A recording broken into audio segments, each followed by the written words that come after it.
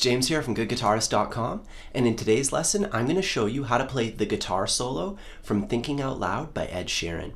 Now the first thing I want to talk about is our tone. When you're practicing this song, I want you to practice it with a completely clean tone. Later, once you've figured it all out and you can play it nice and clean, then you can add a tiny bit of gain.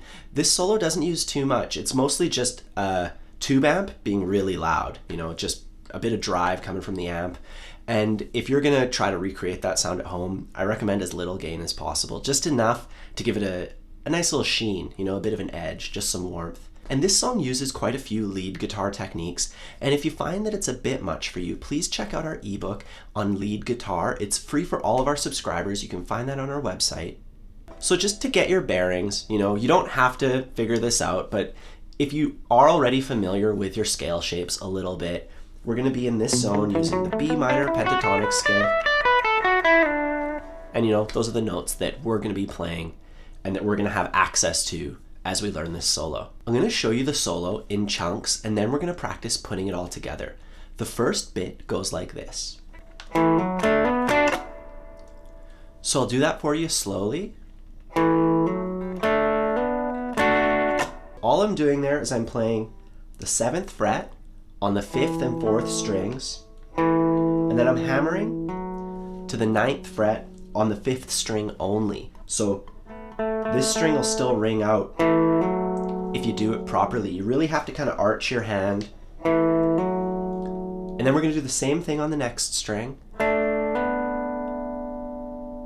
And then we play the 7th frets on the 2nd and 3rd strings. So. And then finally we finish it off by holding our fingers over the strings and doing an upstroke. So that's just a muted upstroke. All together, nice and slow. Next, we're going to do what's called a pedal bend. And for this, I'm going to start out by placing my pinky finger on the 10th fret of the 2nd string and my ring finger on the 9th fret of the 3rd string. We're going to pluck both of the strings and we're going to bend just that finger.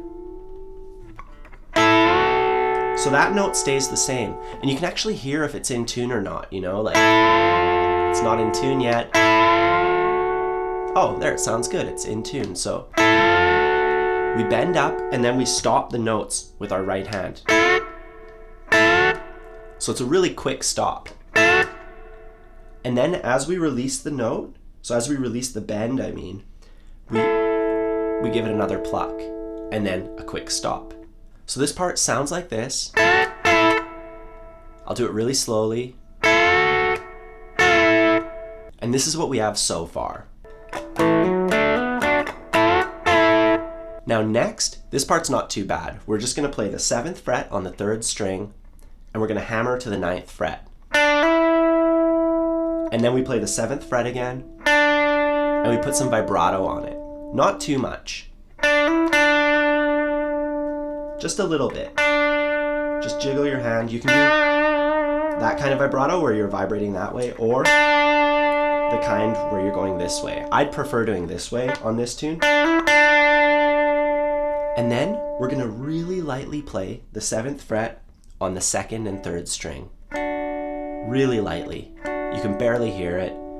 And then we're going to mute the strings and do a down up. So this is that next part all together. Slowly. Moving on, we're going to go. So I'm just doing the same thing over and over again. I'm doing a double stop. That was the very first technique we did in this song.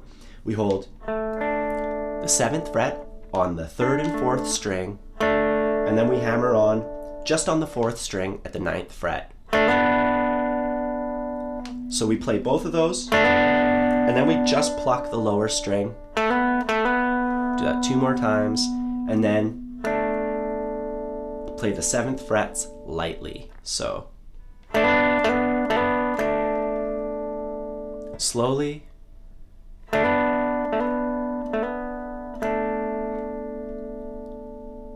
This next part That's very similar to the first bit. We start off with a muted upstroke, and then we play our double stops on the 4th and 5th string, and then on the middle 2 strings, and then we play the 7th fret on the 2nd and 3rd strings. We just do a down up. So that part all together.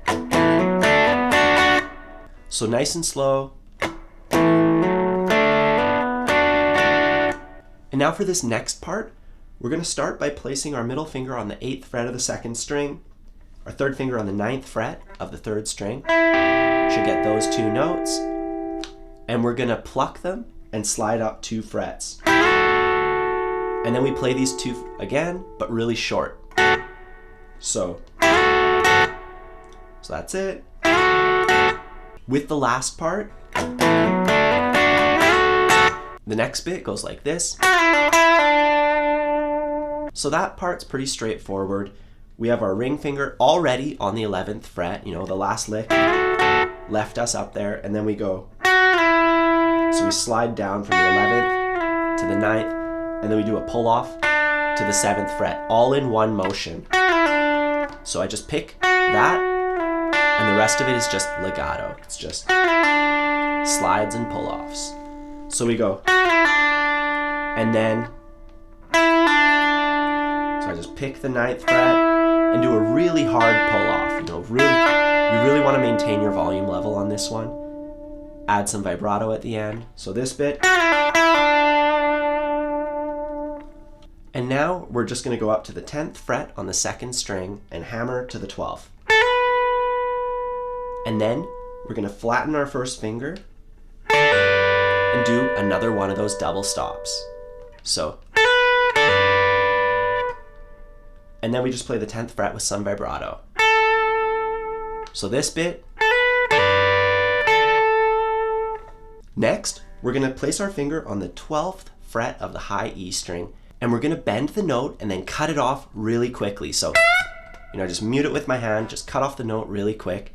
And if you listen to the original recording, you actually bend over a tiny bit and then settle on the note. So you go a little bit sharp and then come back down.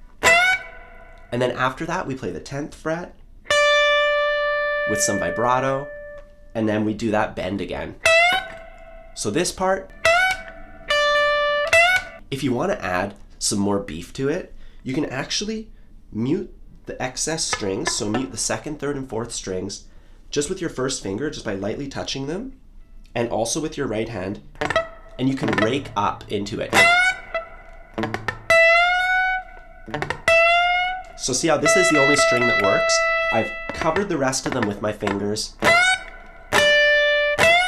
and that makes that bend way bigger, just adds like a lot more beef to it. Anyways, next up, some more double stops. So up here, we're gonna bar the 10th fret on the top 2 strings, and we're just gonna do 3 in a row, and then play the 10th fret. And then we put our finger back down and we just play the 10th and 12th fret like this. So that whole bit.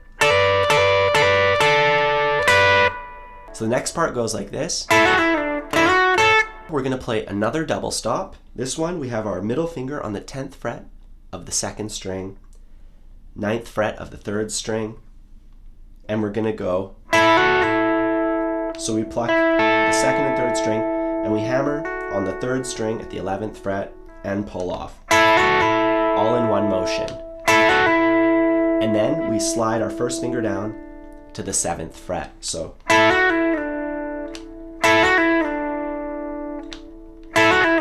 And then we slide from the 9th fret to the 11th fret and play the 10th fret really short. Really slowly.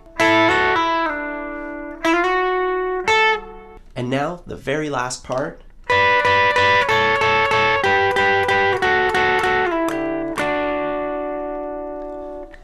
So for that, we're just starting off on the 10th fret and the 12th fret on the top 2 strings, and we go 1, 2, 3, then we go 9 and 10, 3 times, then 12 and 12 on the 2nd and 3rd strings, and then 9 and 10. Slide it down to the 8th fret, really quiet, and then quiet 7th fret.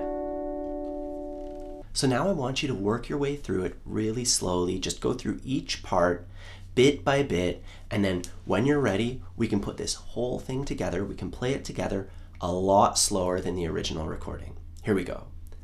1 and 2 and...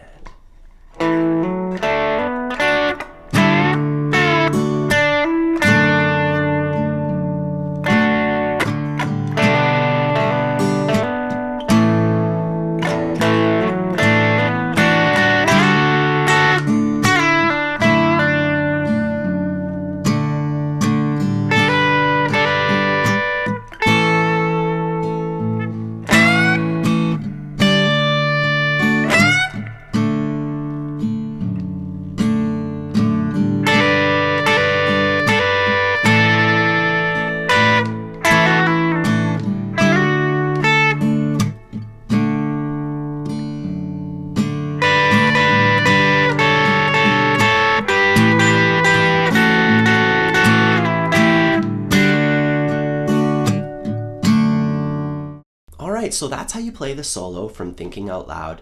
As I already mentioned, don't put on too much gain until you can play it nice and clean. Take your time working through each technique, hammer-ons, pull-offs, all that stuff might be a bit tricky for you, so please check out our ebook covering lead guitar if you need any extra help with the techniques used in this song. Other than that, I'll see you next time.